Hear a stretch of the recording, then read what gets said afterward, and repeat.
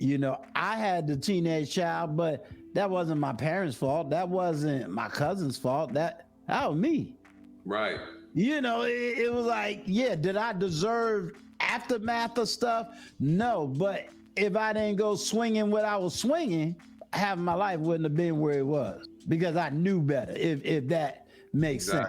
Exactly. I knew better. Yeah, I wanted to bring that out to try to play devil's advocate just to get it in there because I want, for this channel, I want men to understand that I am a male advocate, but I also want them to know, yeah, I'm also going to be trying to throw out content for women too because there's still a father in me. There's still that area where, and I could be totally wrong, but I still feel there's an area where there's still women who wants to really understand. There's still that millennial females that's like, I don't have a daddy.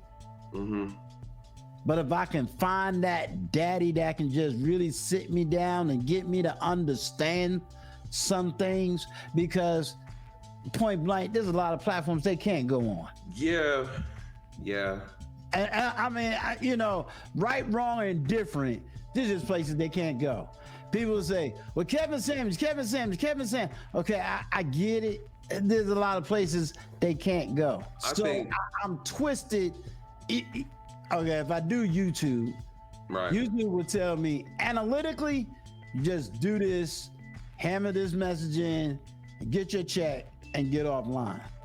But to me, it's not solving the problem if all I'm doing is finding videos, showing y'all how dumb the women are, showing you their buffoonery, and then the women I'm showing you shouldn't even be looking at anyway. Now that's just me, and I could be old, but you know what I'm saying? Like, why are you even dealing with that? Because correct. Now that's just me. And then, like I said, when I use, people say, man, you got that word old, but they don't understand the old man came from my daughter, so it's our inside joke. But there's that thing where it's like, bruh, why are you chasing this type of woman? Period. Yes. I mean, that's my argument. And y'all getting fooled by these fake videos that, I mean, I can see it's fake off the jump. Like, oh, this dude, I flew her out, and like, that's a fake video. That is not. If you got enough money to fly some chick out, why aren't you just paying for the next shit that's right in the next city? Like, there's some logic that doesn't sit well. Well, go ahead. No. Yeah, this is a difference between a rapper, an athlete. Mm-hmm. Rapper, I get. Athlete, I get. Certain types of entertainment. There's certain people I get, but men lie, women lie, but the numbers don't lie. And I'm gonna tell you, if we don't get this together, this is where my biggest fight is this year. My fight this year is because I looked at the numbers. Right now, numerically speaking, if black people don't get it together, they're gonna be in piss poor financial poverty. They can sit up there and I don't cuss, but I'll say it just like this. Bruh, y'all lying. What they say, capping. Because if you think with the average salary being $45,000 a year is middle class, you done been lied to. If you think making $60,000-$70,000 a year, you're being lied to. And that's where my anger comes with talking points. If you say, oh no, only 20% of men is doing this, 80 and all these other numbers you want to throw out, I did the deep dive. You have the 1%ers, you have the 3%ers, and I'm using these numbers because I got them in data. The 1%ers, which is your billionaires, the 3%ers are your multimillionaires. And then you have middle class, but it's based on where you live. So like in my area, yeah, that makes sense. Middle class is $120,000 a year. Right. If you ain't bringing in that kind of money, can't survive. You can't survive. You in poverty. So that's why I make 6 figures. Well, where do you live? Because if you think $45,000 is gonna make it in New York, you crazy. Right. You can't make $45,000 and think you really gonna live in Atlanta. And if you don't realize that, looking at the numbers again, and I spoke to people that I know is in real estate, they are purposely raising rent. And because rent doesn't have regulation, they're purposely raising rents to move single people out of their neighborhood. Now, they're not going to be overtly telling you this, but they don't want to deal with single people no more. They don't want to deal with the woman that got 3 kids. They're not accepting Section 8. No. Government can give them all the Section 8 they want. But the homeowners and the people that have to rent these properties, they don't want to deal with Section 8. They are looking for families. And this is across the board. This ain't, it is coming down to, it ain't even racism. It's going on pure economics.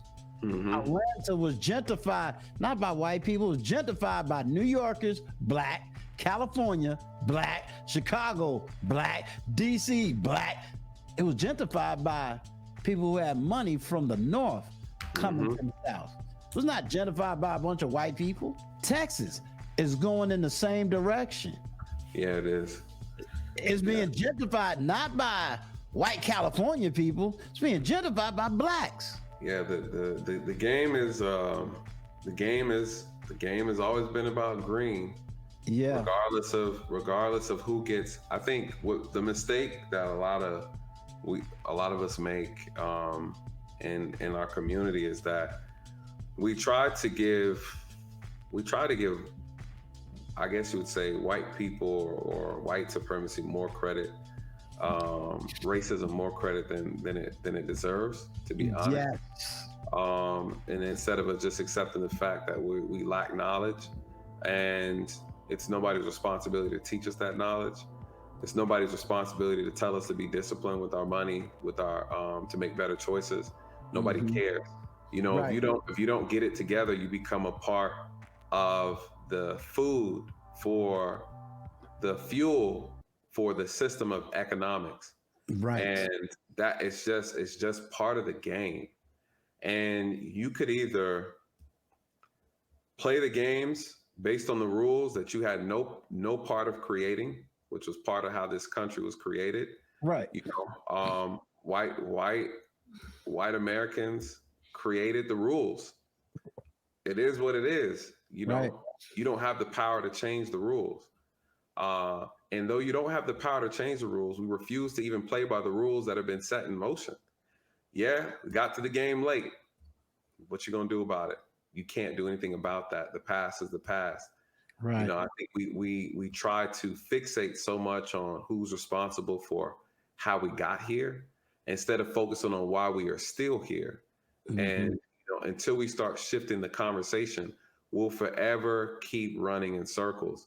The reality is, it's nobody's responsibility, and you can't depend on the government or white people to right the wrongs, because there's a good chance they're not going to. And there's a good chance a lot of them don't really care. Right. You have immigrants coming from other countries. People like say, oh, they give them money. Nobody cares what they give them. The truth of the matter is they come here, they conquer, they stick together, and they make money. You know, we got to change our mindset. And at the end of the day, if you do not change your mindset, you're going to be a victim. You're going to be food for the system to create the fuel needed to get the system moving as it's already moving, with or without your participation. And again, we operate with such a losing mindset because we want someone to vindicate us so bad. And I think, you know, the moment we wake up, Uncle Stu, and realize that, you know, we're going to continue to fall. We're going to continue to fall. And like you said, there's going to be a point of no return. And every year the hole gets deeper and deeper that we are digging ourselves in. All they did was give us the tools. They never told us we had to use them, right? They gave you the shovel. Well, they didn't say dig yourself in the hole. Right. You're doing that. So people are upset that they are giving us the tools, right? To facilitate our own demise. Well, it's to make us a permanent underclass. That's what the goal is. And every year we get less and less percentage of the wealth that we own in this country. We're at 14% we should have approximately 16% of the nation's wealth based Right. on how we contribute financially. But though we spend money, we don't produce anything. We don't Right. own anything. And though we actually create everything, we don't own anything. Or I would say we are the trendsetters, we're the facilitators for billion-dollar ideas and industries. You know, one would argue Timberland wouldn't be popular if Black people didn't put their feet in it. You Right. know, Balenciaga, wouldn't be popular if Black people didn't put the outfit on. Gucci, Right. right? All these top brand drinks and things, like, we are trendsetters, but we are making everybody else rich. We're wearing all these families on our bodies, but none of our families are known. We're supporting all these businesses in our communities, and none of them look like us. That's an us problem. Yeah. You can't be mad at someone else who's hustling harder than you. You can't be Right. mad because someone finessed you out of your money. That's what they're Right. supposed to do. It's called business. It's called Right. economics. We're And mad that someone is doing better than us. They right. managed to sell you ice in the winter, right? And so, you're mad that they sold water to a whale. You get what I'm Right. saying? You're mad at that. No, you compete. You fight back.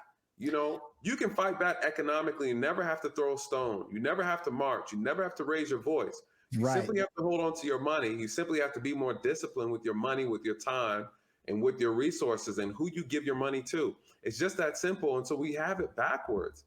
So all the complaining we're doing and blaming white people and systemic white supremacy and blase blase, when we don't realize all the power we have is at our hand. If anything, it's not white supremacy, it's Black dependency in this country. This country is dependent on what Black people do. God Mhm. forbid if we all got up and decided to get on a boat and got the hell up out of here. They wouldn't let it happen. They would say, we will cut Right. everybody $100,000 check to stay in the United States. Right. This country can't afford Black people to leave. They can't afford it. Right. There's no one to replace Black people. No one's going to sign up to be at the bottom and be the top spender. $1.6 trillion in 2021. Who's signing up to be a $1.6 trillion spender? Right. Nobody. Everybody's holding on to Right. their money. They're selling us stuff. And this is, I'm gonna close with this. Okay. This is the reality of the situation, Uncle Stu, is that all of our expenses within our community is someone else's stream of income. Right. And until we understand that, we will continue to be the new slaves. This is Slavery 2.0. And shout out to Kanye West. Right. This version is a choice. Right. This version is a choice. And this is not white supremacy. It is white dependency. I love it. And until we separate ourselves from white institutions, make the sacrifice, struggle, drive extra 3 miles, spend an extra $10, do what you need to do to support quality Black businesses that have your interests. Well, we're not gonna finesse each other. We're not gonna take advantage of each other. We're gonna show that we have pride, respect, and integrity for one another. Until that happens, then shut up, drink the white man's water, use the white man's toothpaste, use the white man's bank, and I don't want to hear your complaints, because you're not willing to start your own toothpaste company. You're not Right. willing to support your own banks, and you're not willing to figure out how to make water and filter it out properly and sell it to your people. Because Flint, Michigan is still a thing. That's And right. so, so miss me with the white people are making life hard for us argument. You're Right. not willing to step out and work hard to make life better for your own community. And so until you understand that concept, until we get pride back into the community, until we start loving one another, teaching one another, and making the sacrifices, not only on a micro level, but also on a macro level, understanding that this world, this country that we're in, is bigger than ourselves. Our community is bigger than ourselves. The moment we get that selfishness out of our system, we'll start seeing a change that will have to take at least 3 generations to correct. But if we don't have a plan, like we talked about earlier, there's no strategy, there's no tactics. If we're not even creating a plan, it means we're not starting one. And if you don't start anything, You don't expect to finish anything. So we are moving nowhere very fast. And that has been the repeated cycle of the Black community in this country. And it'll continue to be so until we all decide to get on one page. And, you know, that's just what it is, Uncle Stu. It's just what it is. It is what it is. Well, I want to appreciate your time, you know, coming in. And this is a Sunday, so you know, my people just now probably getting out of church. That's